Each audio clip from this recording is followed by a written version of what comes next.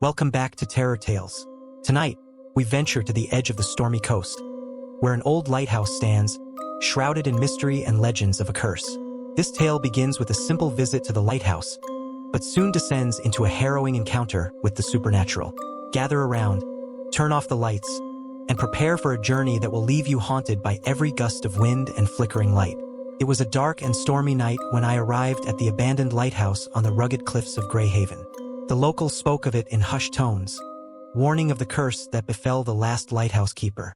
Armed with nothing but a flashlight and my curiosity, I made my way up the rocky path to the towering structure.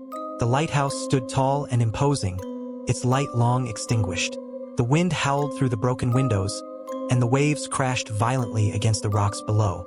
As I stepped inside, the door creaked ominously, and I was greeted by the damp, musty smell of decay. The interior was in disarray, with old furniture strewn about and cobwebs hanging from the ceiling. I made my way up the spiraling staircase, my footsteps echoing in the empty halls. The further I climbed, the colder the air became, and I couldn't shake the feeling that I was being watched. As I reached the top, I found the lighthouse keeper's quarters. The room was eerily preserved, as if the keeper had left in a hurry. On the desk, I discovered an old, weathered journal. The entries told the story of the keeper, who had taken over the lighthouse many years ago. According to the journal, strange occurrences began soon after he arrived. Disembodied whispers, shadowy figures, and a relentless feeling of dread. The final entry was chilling.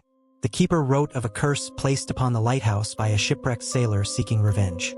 The sailor's spirit was said to haunt the lighthouse, doomed to torment anyone who dared to enter. The keeper's last words were a warning to those who might follow. Leave this place, or suffer the same fate as I. Suddenly, the temperature dropped, and the room was plunged into darkness. My flashlight flickered, casting eerie shadows on the walls. The whispers began, faint at first, but growing louder and more insistent. I felt a cold presence behind me, and I turned to see a shadowy figure standing in the doorway. A gaunt, hollow-eyed apparition with a twisted grin. "You should not have come here," the figure whispered, its voice echoing in my mind. "This lighthouse is cursed, and now you are too." Panic set in, and I bolted from the room, the whispers following me. As I descended the staircase, the lighthouse seemed to warp and shift, the walls closing in around me. I could hear the anguished cries of the shipwrecked sailor, growing louder with each step. Desperate to escape, I remembered the journal. It mentioned a ritual to break the curse, a ritual that needed to be performed in the heart of a storm, at the very top of the lighthouse. The ritual required an offering to the restless spirit, a piece of the sailor's wrecked ship, a token of his lost love, and a lantern to guide his way to the afterlife. Gathering my courage, I searched the lighthouse for the items. I found a piece of the shipwreck on the rocks below, the token of his lost love in the keeper's quarters, and the lantern still hanging in the lighthouse tower. The storm raged outside, the wind howling and the waves crashing with ferocity. As I descended to retrieve the piece of the shipwreck, the journey was treacherous. The rain lashed down, soaking me to the bone, and the rocks were slippery underfoot. The waves roared, and I had to cling to the jagged rocks to avoid being swept away. But finally, I found a piece of the sailor's wrecked ship, a fragment of wood with the ship's name, the Seraph, carved into it.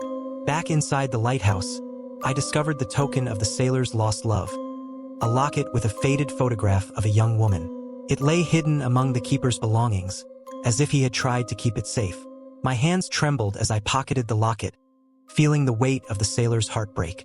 I returned to the top of the lighthouse, the storm outside raging with even greater intensity.